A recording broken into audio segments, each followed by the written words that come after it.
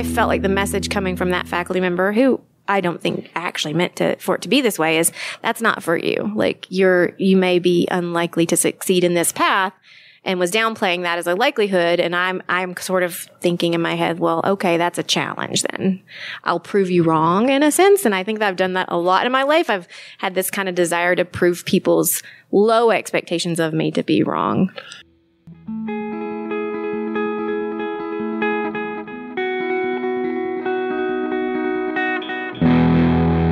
You've just heard Brooke Whisenhunt from Missouri State University in Springfield, Missouri.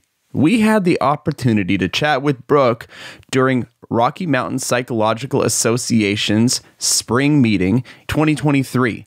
We want to thank the executive committee for RMPA for giving us the space to conduct this and other interviews. Now, this interview is a little unique in that we had a multi-person live studio audience while we were conducting this interview and conversation. And so you should listen to that. It's quite fun. And without further delay, here is Brooke Whisenhunt with Garth and Eric.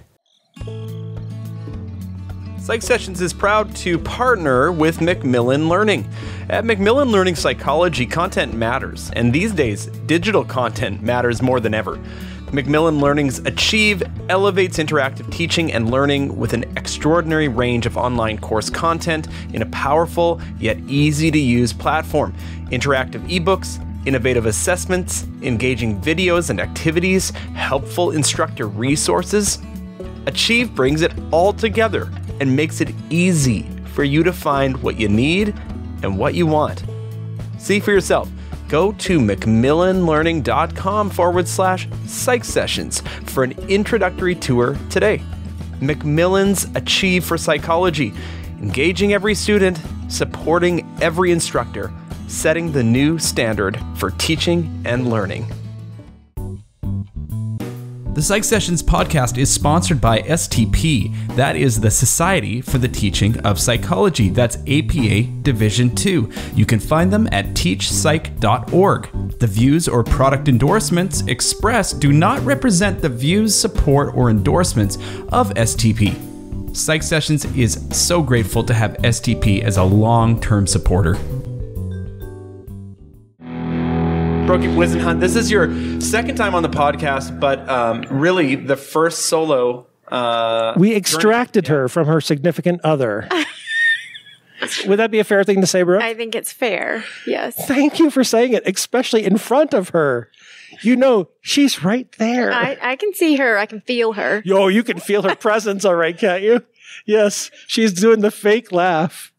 She's in the audience, in case you're wondering. We have an audience. This is the first solo interview with multiple people in a live studio audience. I'm so glad we're groundbreaking tonight. Okay, so let me just say, it is a pleasure to have you on the podcast by yourself. I know this is hard for you because you do have a live studio audience, and it's Eric and me, so that's hard. I'm super intimidated. Okay, so let me allow me to try to be serious for a moment. Okay.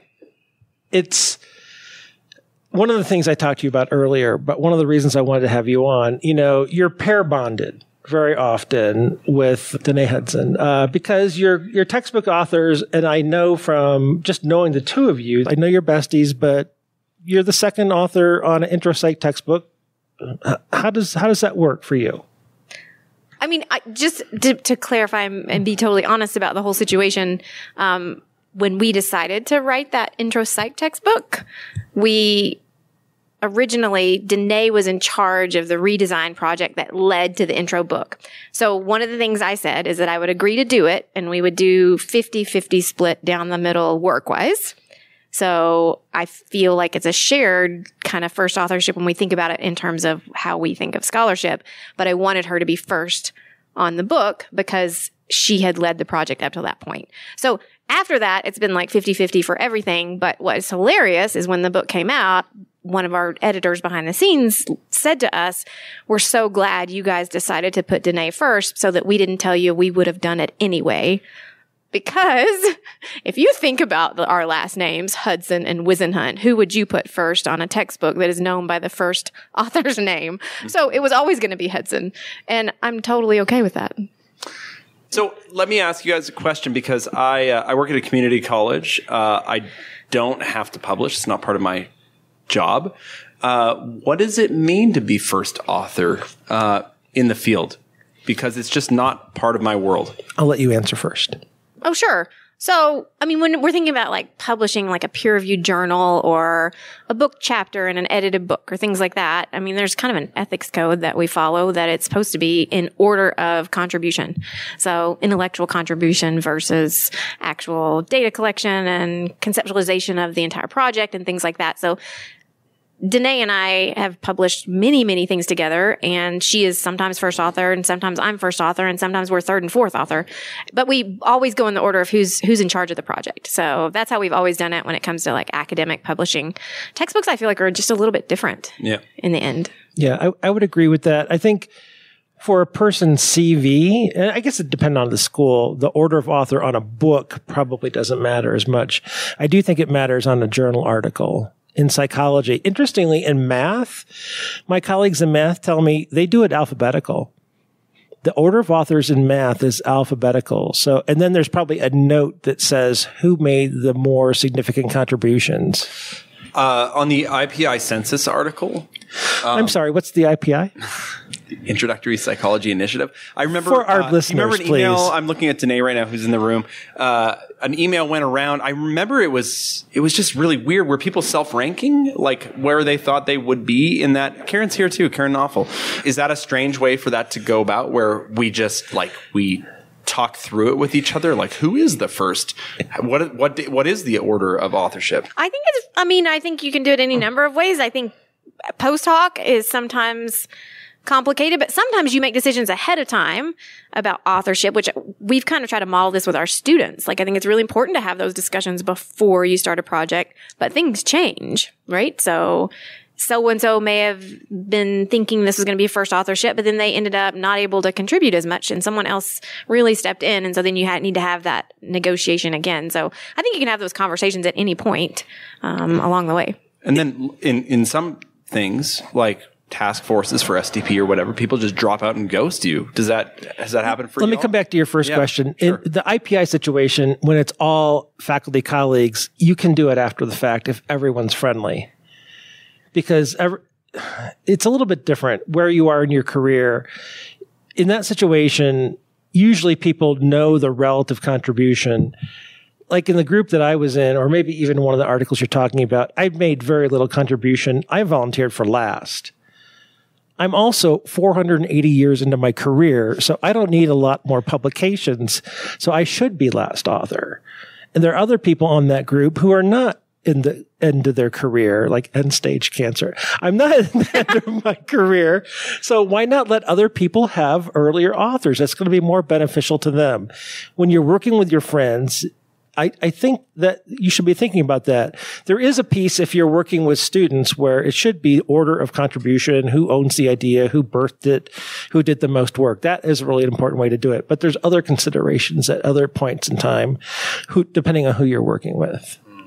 I'm sorry, you go ahead. Well, an authorship order actually matters at our university for our own tenure and promotion. Of course, I mean, I'm tenured and promoted. I'm not worrying about that at all. And I'm not really super concerned about those things these days. But they're considering a new policy at Missouri State that in order for you to be considered research active and teach the same load, you have to have a first author publication. So then that does become sort of a thing where you have to try to consider those things in a way that you didn't think about before. It does matter depending on where you are in your career and what kind of university you're at. And Garth, you said that you don't have to do that. So for you, when you publish, it doesn't matter to some extent. No, it doesn't. But I do know that it is when you're working with a friend, like Eric and I. This is non-traditional contribution to the discipline, but doing a podcast. But when we started, and Eric said, "You're going to be first author," basically on the podcast. I did. It was an interesting. It was interesting for me. I felt like I knew it was generous, but I really didn't understand exactly why it was so generous. But what I'm hearing you say is that it's not just. Like, there is something attached to it. Second author, and I'm not just talking about your 2 books now that are out, or how many things you have done. you're incredible. It's awesome. But I agree. Yeah. But it does matter to so many of our faculty, and it's a lot of pressure, and like faculty nationally who are going for those tenure and promotion. I've heard some great talks here at RMPA about burnout, about stress of just as a student, but then it's as soon as you get a faculty position, I don't think that stress stops. And maybe we can just ask, like, what was this process like for you going through toward Before you get there, I want to give you some credit, Brooke, because I think you're being genuine. You know, I think in your collaborations with Danae, being second author, I think you've taken your ego out of it. Because I really do think some people, when they're second author over and over again, they let their ego get to them. And I believe what you've said. I think you've taken your ego, and in your mind, you've made a statement. You said you're co-first authors. Now, the world doesn't allow that. You know, when you list it on a CV, you can't say co-first authors. One name has to appear literally in front of the other. But I think you really are. I think in other cases, co-authors like that don't allow themselves to do that. I think this is to your credit. Well, I appreciate that. I'm not sure if ego is completely out of it. Well, thank God. Thank you. Thank you for being human. I really appreciate that. I feel pretty confident. And the only people who know really the contribution in that book are me and Danae. That's and right. we both exactly know that we did everything together. And so there's peace in knowing that is the truth of it. And then someone's name's got to come first. And I'm super happy it's hers. Yeah, I was doing a book with a guy. I'm not going to say his name. We were doing a book together, I don't know, for Sage, maybe 10 years ago. And we signed the contract, and I was first author. He was second author. And it was coming along. We split it up, and 50-50 royalty split, all that crap. And we got slowed down. I was going a little bit slower on my part. And he said, "Hey, Eric, do you want me to pick it up and work on your parts?" And I said, "Sure, that'd be great." He had retired. He had more time, and I didn't have more time. We were sitting in the Palmer House, in the lobby at MPA in the Palmer House, and he said, "Hey, Eric, I've done these parts. We're ready to send it off to the publisher." And I said, "Great, that's fantastic." And he says to me, "Hey, how about we switch author order?" Okay, we'd signed the contract. Other than a little bit more than he had done, he wanted to switch author order. He's retired. I'm not. At the time, and again, here's where some ego comes in. I have more name recognition with the undergraduates who are going to be buying the book compared to him who's retired. And I just said, sure.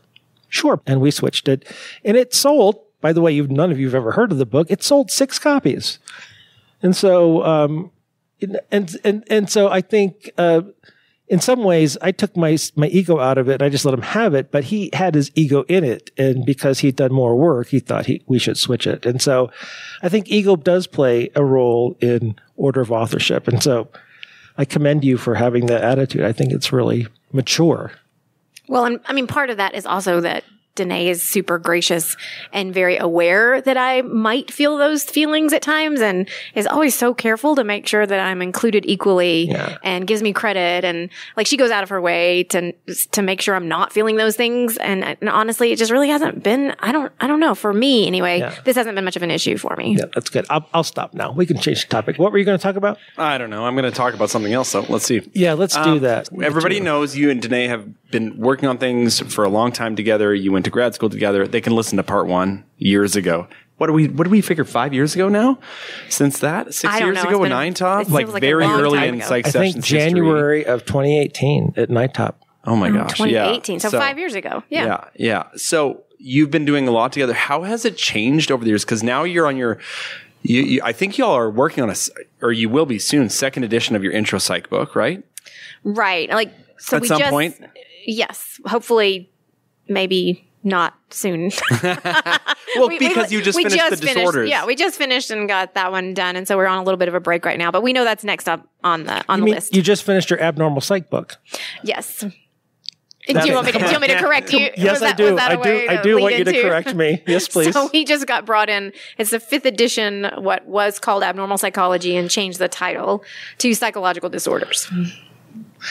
That just came out in January. So why change the title? Why? Are you against that title change? I don't know. It's been perfectly good for 120 years.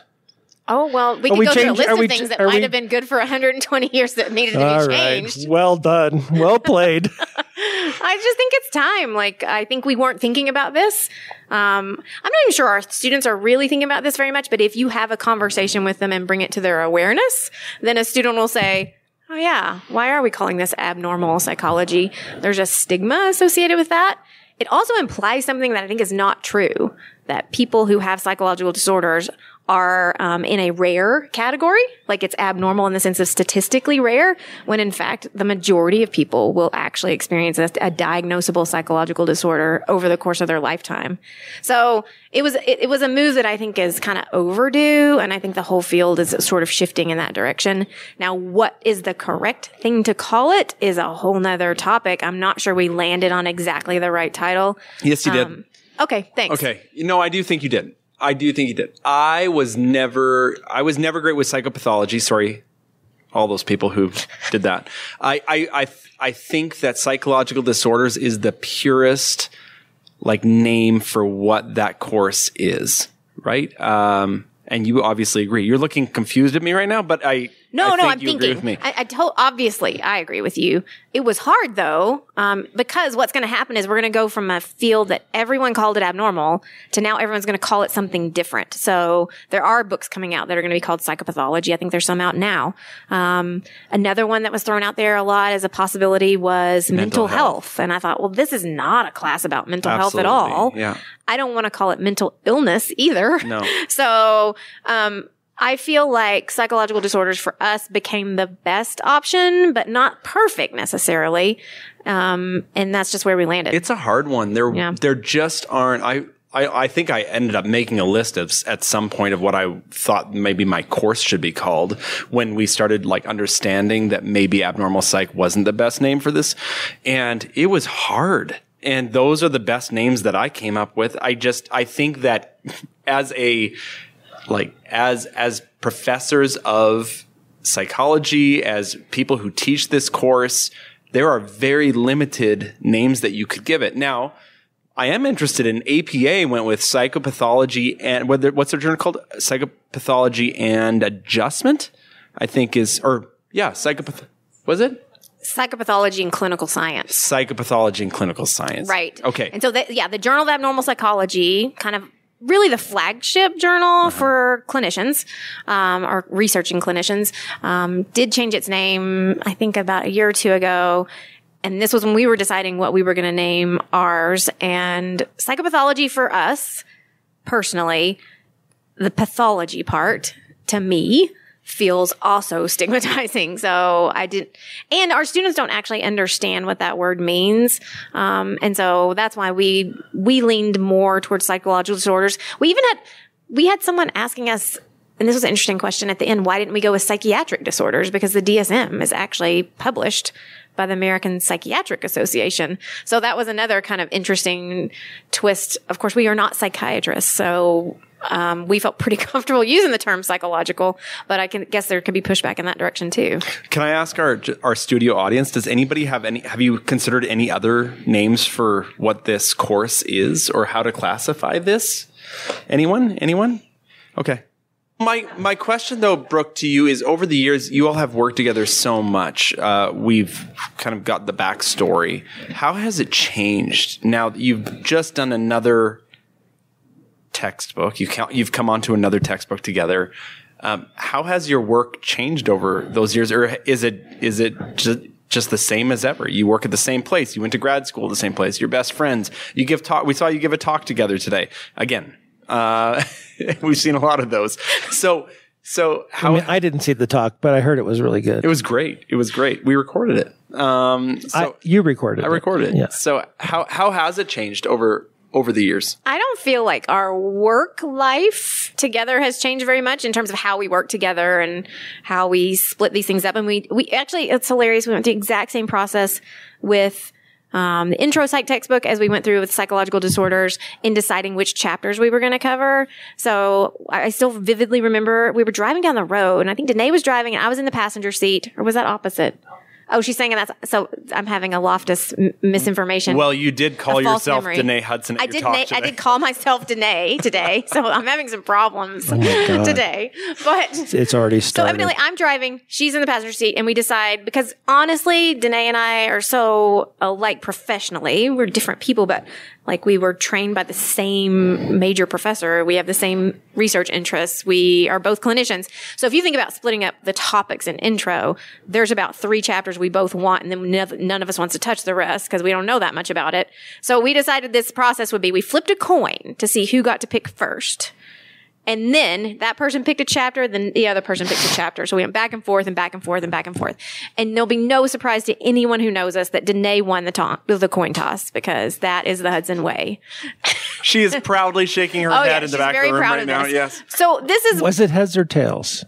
Do not remember that at all. Right. But you know she had a 2-headed coin. She probably did. You understand that. Okay. So then, dumb me, we get to this book and we're going to do the same process. And for some reason, I let us flip a coin again. No. You should have just said you got it last time, right? Exactly. Okay. So who won the coin toss?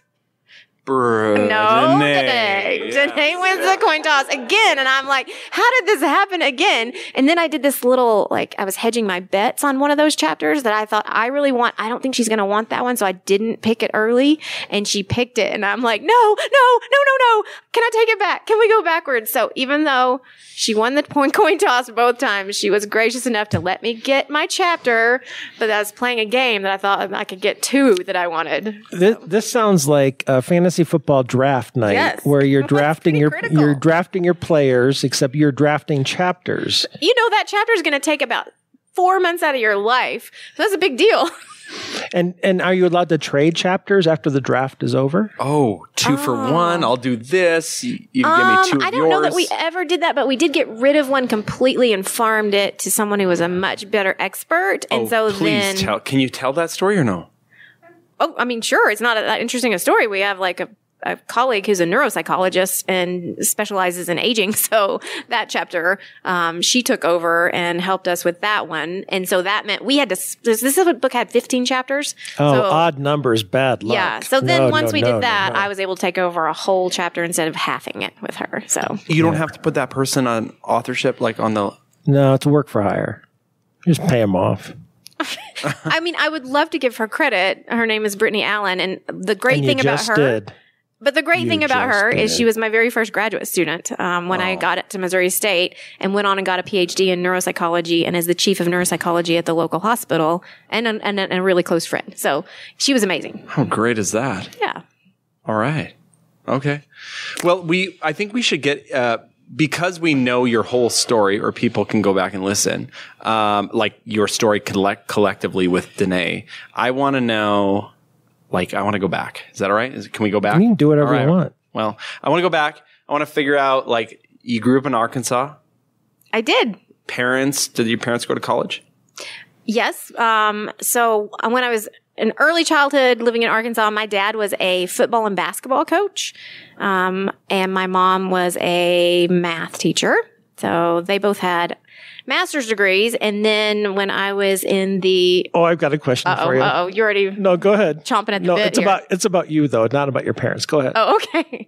And then when I was going into kindergarten, my dad decided he was going to go in the ministry. So we moved to Dallas, and he went to SMU, to seminary for 4 years. SMU? Southern Methodist University. Okay, yeah. Moved back to Arkansas, and then I was a preacher's kid for the rest of my time in school in Arkansas. And in the Methodist church, kids, families move. They move you every few years. So that's why I ended up kind of moving all over Arkansas. In Arkansas? Yeah, because you're in a conference. And so we only stayed in a certain part of Arkansas. How many times did you move? The SEC. Yeah, except for churches. Yeah. How many times did you move? You mean from being birth till graduating from high school? Yeah, sure. 47. I mean, I don't think I've ever actually added this up. Ish. 8. Uh-huh. Yeah. Okay.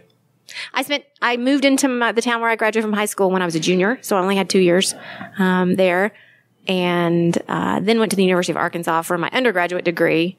And okay, all right, time out. Questions. High school. All right. Pick one.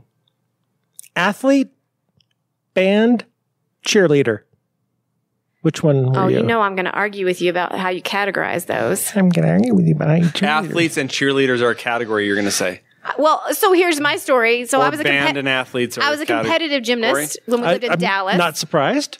When we lived in Dallas, when Athlete I was really was one of little. the categories. Thank you very much. But then we moved to small town Arkansas where there is no gymnastics unless you drive 3 hours. So for me, cheerleading was like an outlet for that. So you were a cheerleader? Basketball player and ran track. So Okay, you can I you just can think cross that- over categories. I'm just saying, I think cheerleaders are athletes. I agree. Yeah. That wasn't derogatory. I didn't assume it was. I'm saying you said cheerleader, athlete, or band. I was actually it in the could have band been as well. and. It's an Okay, and. you were a threefer. Yeah. Good for you. I graduated in a class of 35. Everybody had to do everything. Class of 35. Where was that? Mount Ida High School. In what city? Mount Ida. Mount Ida, Arkansas. Mount Ida, Arkansas on beautiful Lake Washita, about 30 miles west of Hot Springs, if you've heard of that. And if you listen carefully, you can hear her accent come back when she describes that. I probably can. Do you know what? I know you and Danae so well, but today y'all were talking, and I was Y'all? like, Y'all were I talking? closed my eyes for a second. I'm like, I don't know who's speaking right now. I don't. We have the weirdest experience of that too. So if you guys don't know, Danae is from Canada. I am from Arkansas. But we have a lot of recordings of us giving webinars and talks and things like that. And we will hit play on them and we cannot distinguish who is it. Like, I don't know if it's her or if it's me speaking, which is very odd because I obviously have an accent. I think Danae may have picked up one over the years. Oh, she definitely does have one. Oh, you hear it. Okay. Oh, yeah. So high school class of 35. Yes. Valedictorian? Yes. Really? Did you know this ahead of time? No, Garth. Great guess. Well, it's It wasn't not that a guess. hard. Great prediction. It wasn't that hard. What do you think about the 34 people listening to this podcast who graduated with One of you? them is my husband. Oh, my One of them is my husband. Dude, she's pretty smart. Really? I just want you guys to, like, imagine 1993 in rural Arkansas. Like, there was no AP class. There was no dual credit anything. Like, classes were not that hard. I'm just going to say. Okay. All right. Stop. So I never moved as a kid, but I know that some folks, especially, can you say military brat? Can you say that? I don't know. I am a military brat. Good. So Thank yeah, you. fine. Okay. Yeah. So there are some folks who move around a lot during their childhood. I always wonder, what is that like? What kind of resilience do you build through moving around a lot, or what kind of vulnerabilities are there from moving around a lot? Do you have any sense of what that was like for you? Yeah, I think it does a little bit of both, probably. My kids have now only lived in one place their entire life. And I think they are not as adaptable as I am. And so that's a skill I kind of wish I had given them that they did not get from being so stable. But they have had a lot more opportunities. And that's probably because we live in a bigger place than I grew up in. Moving around a lot for me, I actually enjoyed it. I liked having like a whole new life, kind of start over every couple years. It was not particularly easy to grow up in a rural town where I would come in as a junior in high school and everyone else had been there together since kindergarten. So breaking into that as a girl, particularly, I would say, was difficult at times. So I didn't have a lot of close friends, honestly, until I got to college and then once I got to graduate school. And I do think that is a little bit related to my extreme closeness to Danae. Like, I didn't really ever have that really close girlfriend until then. And having that is like life-changing, but I didn't know what I was missing. Let me go back to high school. Valedictorian, did you give a speech? I did. What was the topic? So I think we had a theme, if I'm remembering correctly. Okay. It's been a few years since then. Only a couple.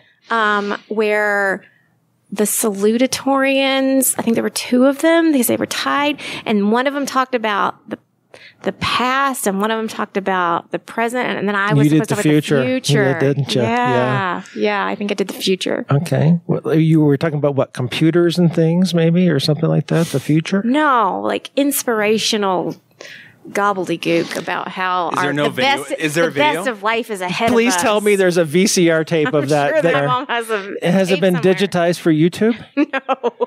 Oh gosh, my I didn't God. think about that speech. I will pay $500 to have that digitized and put on will YouTube, sell it to you in a heartbeat.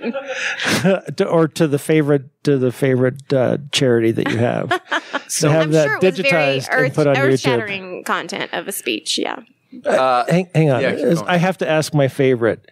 Growing up, was it will you go to college or what college will you go to? For me, it was what college would you go to? Okay. It was very rare, probably around in the area where I grew up. But my parents were college educated and my grandparents were college educated. There you go. And so there was never any question that I would go to college.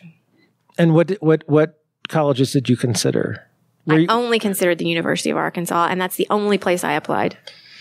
They had a great basketball team around that time. So all it was eggs the in big one school. basket. Like I think it's different now, but like that was where you went if you were going big, and you lived in Mount Ida, Arkansas. And that's where you went as an undergrad. Yes. And what did you major in? Your first major? I was undecided when I went there, and honestly, I'd never even heard of the term psychology. So another thing about high schools in rural Arkansas is there is no class of psychology. Sure.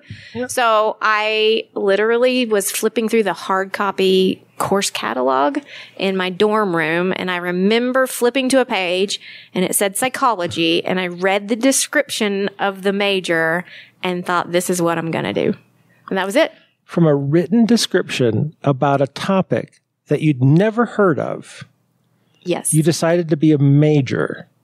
And not only that, I decided I would be a clinical psychologist. What was that's your- what I was going to do. Wait. I'm sorry. From a written description In a course catalog. you decided, I'm going to be a clinical psychologist when I grow up. Well, actually, I think that it was a combination of reading that and then deciding I want to do this psychology thing. I set up a meeting Okay. All right. with Thank one of the you. faculty All members right. who described the branches of psychology.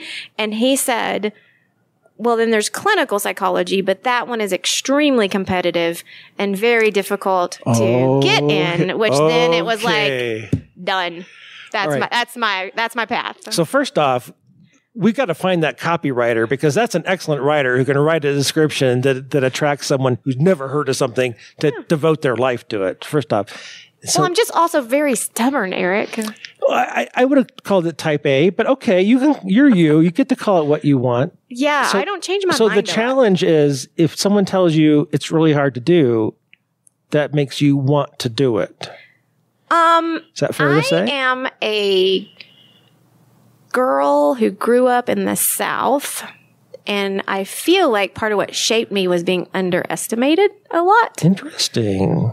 And I kind of thrive on that. And so I felt like the message coming from that faculty member, who I don't think actually meant for it to be this way, is that's not for you. Like you may be unlikely to succeed in this path, and was downplaying that as a likelihood. And I'm sort of thinking in my head, well, okay, that's a challenge then. I'll prove you wrong in a sense. And I think that I've done that a lot in my life. I've had this kind of desire to prove people's low expectations of me to be wrong.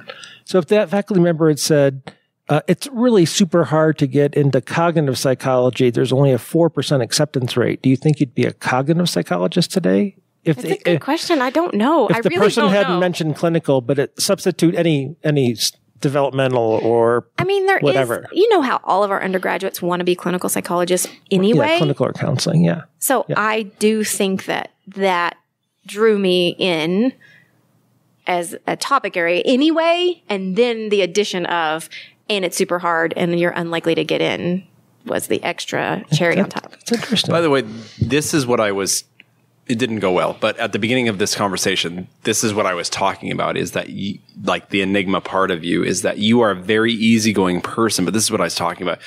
Then you get to know you a little bit and you're not going to do anything that you don't want to do. Like you're not going to be pushed around. Except for this podcast. Yeah, except for the podcast with us, with a live studio audience. Yeah. No, but I think that's what I was trying to articulate, which is you're a very easygoing person until somebody tells you can't do something, it sounds like. Yeah, or tells me I have to do something, maybe. Okay. Yeah. Yeah, I mean, I was like that even as a kid. My parents made me play basketball. And I decided because they wanted me to play basketball, I didn't want to play basketball, when actually I liked basketball just fine. So I was a very compliant child. I did not want to disappoint my parents, but we had like knockdown, drag out fights about me not going to play basketball. I'm not going to play. You're going to make me. But in reality, I really liked basketball. I was so stubborn. Do you have siblings? So to set my family stage here, I grew up, I had an older sister, a younger brother. My older sister died when I was a senior in college. So she was 23. And then my dad died when he was 62. It was actually, we did this big, massive course redesign at Missouri State. And the night I taught my very first redesign class, my dad died of a heart attack in his sleep. So that semester is all a bit of a blur. A mess, yeah. Yeah. So your older sister, she died at 23.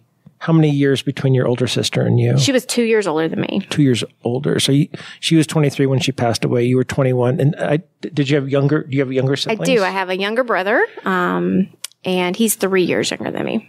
Okay. I was just trying to figure out if the birth order had anything to do with the basketball or the compliance. For sure. My sister was an avid basketball player. Okay. I was trying to distinguish myself as a different person than her, I think, in hindsight, and just stubborn. Anything she does, I don't want to do.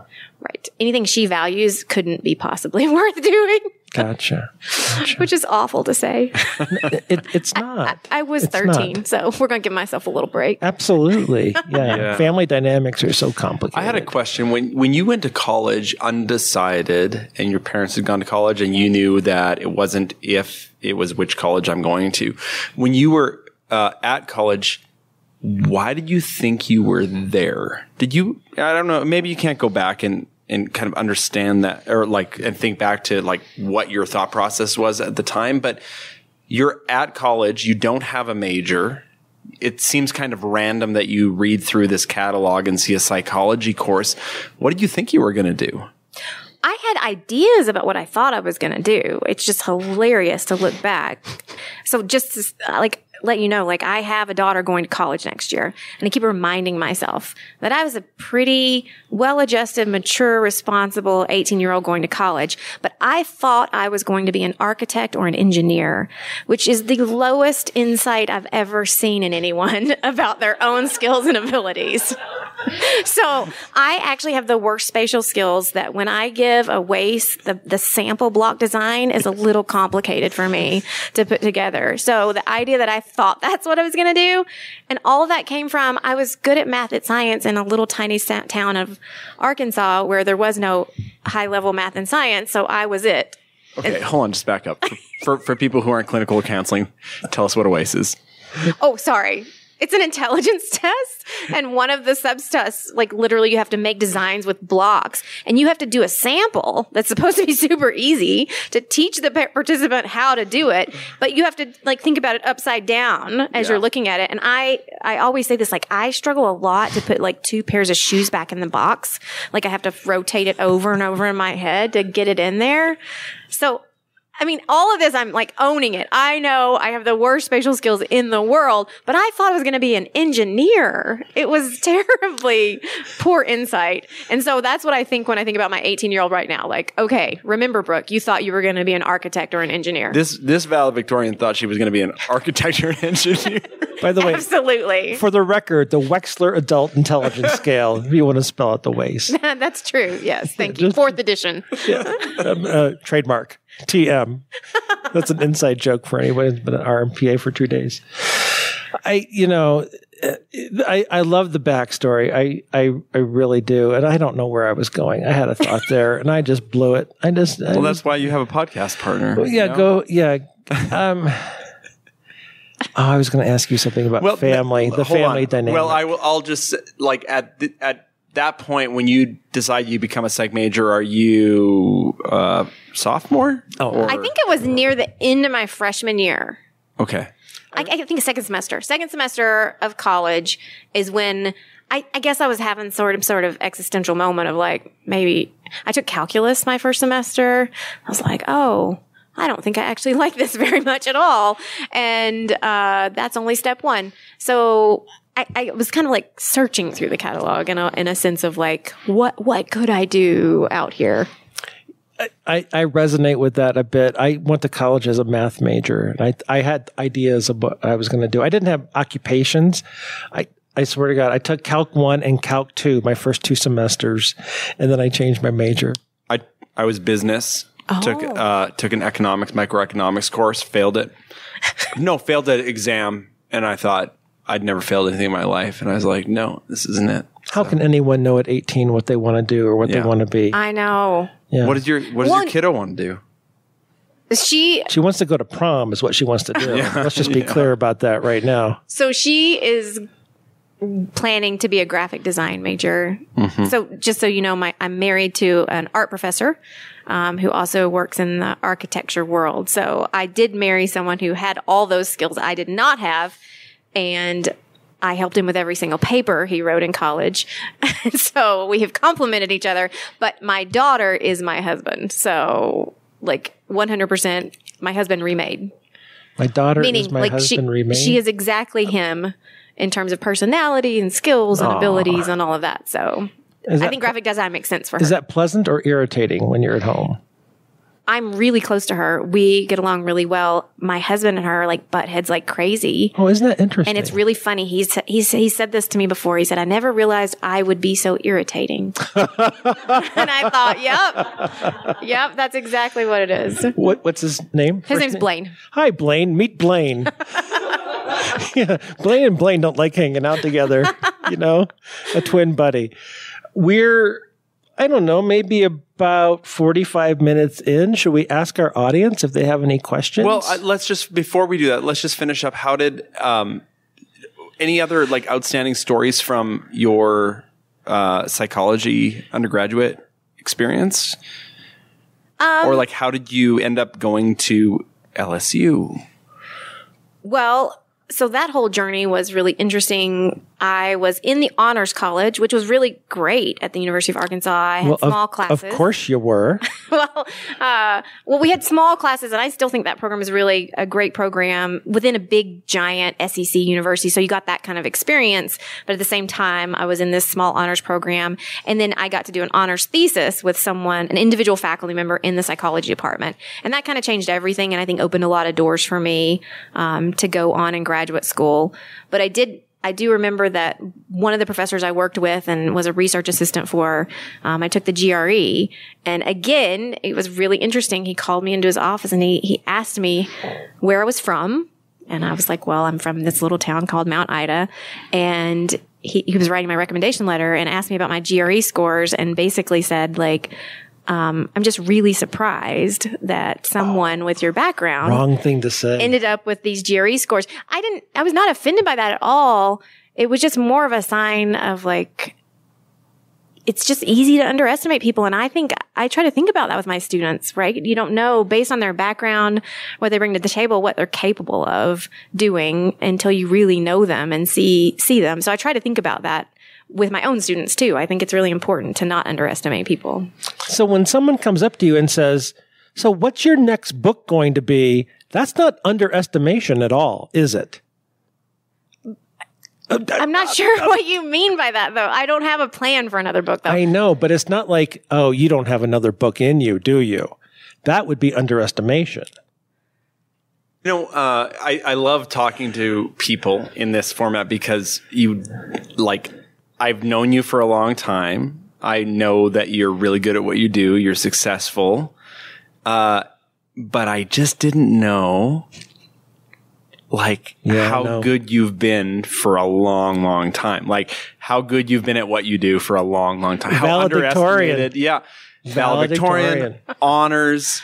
Yep. I think if we really dug deep and we don't have time to do it, that it would just be this pattern over and over again of kind of and now you're a textbook author, a double textbook author. Soon to become triple. It's just, I'm sorry. Did you have something in your eye? Just a little bit, a little log. All to say, a tear. All to say, of course, I shouldn't be surprised by this. You all are doing, you and your partner, Danae. I was my husband or my work partner? Which one are we talking about? Your professional partner. Okay. You all are operating this really high level. Of course, you always have been operating that high level. Of course you have been. I don't know if That's true, though. I feel like everyone has their own origin story. So I didn't have a wild streak. I didn't do any of that kind of stuff. That's right. I mean, there's always time. The two of you can have it together. So there's pros and cons of being like an achievement-oriented, driven person throughout your entire life, right? Like, so I know it sounds great, but I'm sure like I missed out on some things along the way. So you would say that you sacrificed some things to work as hard as you did to be as successful as you were. I don't even mean that I intentionally sacrificed those things. I'm meaning like I didn't ever give myself a break, right? And don't you think part of that is family? I mean, growing up as a preacher's daughter. Yes, but you always hear this like stereotype of the preacher's kids are always the worst, right? Like that's what I always heard growing up. But you weren't. Right. From your story, you weren't. So, yeah. Yes, I'm definitely an achievement-oriented person. And there have been times in my life where that has not been particularly helpful. There's some things in life you can't control, right? And so a lot of that stuff was me deciding I'm going to do this, I'm going to make it happen. And then there are certain times in your life where you can't control certain things. So, not to get incredibly personal, I'm comfortable talking about these things, but other people may not be. But I had a lot of trouble with fertility, and that was a real struggle in my life because it was the first time it's like, I'm going to do this thing, and I couldn't. Mm-hmm. And so when you have that mentality of I am in control of everything, like an extreme internal locus of control, you get slapped around sometimes, and you learn actually that's not the way the world always works. That's an interesting topic. I was most recently talking about this with somebody this last week. I don't know if have you done any work on that topic with folks? And because I think that this is something that affects a lot of people's lives and people don't talk about it. That's right. A lot. Yeah. So thanks for bringing it up. I think it's maybe the first time somebody's brought this up on the podcast before. Well, and someone in another talk at this conference openly shared really bravely, talking to students, that she had made a suicide attempt. Oh, wow. And, that is part of her background. And that's something that's really brave to share because then, that gets people's attention in a room. And then you talk about how you struggled to get past that and maybe get through it. And, we don't typically talk about these challenges. I think everybody has their own challenges. Mm-hmm. And whether it's something that you're used to being successful and kind of persevering through it, whether it's infertility or other challenges or a suicide attempt, those are all serious things. And I think when we talk about it, if nothing else, it may be comforting to hear that other people have challenges and really successful people have had challenges. To hear Beth Loftus talk about challenges. I mean, she's done work and she's had death threats because of her work, that kind of thing. Yeah. I know that over your, this seems like the silliest comment. Over your career, your kids have grown up. My kids? Yeah. I know. So, I just know from knowing you how much you care about your kids and you want to be involved in your life and you want to be with them. How have you managed the work with your family? Because I think you prioritize your family. I especially, I would say in the last few years, you start to hear this clock ticking. It's a different biological clock. It's the clock of, I started counting down how many summers I had left with my oldest, and we try to travel and do as much stuff as we can in the summers, and knowing like I've only got one left. And so, I have pulled back, I'd say a little bit. COVID kind of helped in that sense. I was not traveling as much during that time. And then once things kind of went back to travel normal, I have definitely not done as much because I don't want to miss those things. And so I agreed to this one trip this spring. And as you know, I'm like sitting there live streaming my kid's soccer game, right before dinner because I can't stand to not be there. So yeah, it's just a time in life, where I don't want to miss things, and they're going to grow up and be gone really soon. So I'm just trying to capture those moments as much as I can. Yeah. And for folks who are kind of like me with a younger kid, how do you, if you look back, are you happy about how you managed that over your career? That's the problem. I feel like we set, especially, and I'm going to say this, especially for moms. I don't know. I haven't been a dad, so I don't know how it feels as a dad. I have. Yes, I know you have. Both of you are dads. But I'm talking about as a mom, it was really, really hard when my kids were young to feel like I was ever doing enough justice to anything, either for my kids at home or for my students or for my patients or like, I don't know if I can say this. I used to say, I feel like I'm doing a half-ass everything. I'm a half-ass mom. I'm a half-ass professor. I'm a half-ass this. That was really hard when they were young because they required constant attention and time, right? Like you needed to literally supervise everything they did. That changed over time and it felt less of like, I have to be there or like they'll drown in the bathtub. So I got to give them this bath. And now it's more of like, I don't want to miss anything. So it's a different kind of feeling. But nobody feels like they're doing this perfectly would be my guess. Like we all feel like we wish we could do more of one or the other at any given time. And there's just no way to do it perfectly. Yeah. I think that's an indicator that you're a really good mom. And I think when you say that, I think all the parents in the room are like, oh gosh, I miss my kid. Should I really be here right now? But we should be. Well, do you want to dive into that? Because it's complicated. It is. Because being a good at your job and thinking that, a two-parent family, that both parents need a job, being good at your job allows you to be a good parent. And not every parent wants to be a stay-at-home parent. So to some extent, being here, I don't think you have to go to conferences to be good at your job, but it does help advance our careers. Mm-hmm. So you make this trade-off. And everybody has to make a decision. How much do you want to be away from home? How does that affect your parenting? And everyone has to make that decision for themselves to justify being away. And you kind of need a rock star spouse, right? Who's like, okay with you being gone. Or just a competent spouse. Oh, sure, I suppose. I mean, not everybody gets to be with rock stars. I'm just being serious. Yeah. Well, I mean, it does take a village, like, to be able to do these things that we all are privileged to do, like to come and travel and be away. And so, yeah, my husband has to pick up a lot of slack when I'm gone. And then my mom, who now lives there, helps us out a lot. So I think we all have to have those support networks. I can't imagine making it work without that. And I know there's single moms and single dads out there that this becomes almost impossible for. Yeah, that's right. Yeah. I'm reminded, and I talked recently about, Bethany Fleck and another podcast interview where she talks about mommy guilt. And I think she actually really drove it home for me when she talked about it. It's a real thing. And I don't know if daddy guilt is as much prevalent. I can't speak to that really.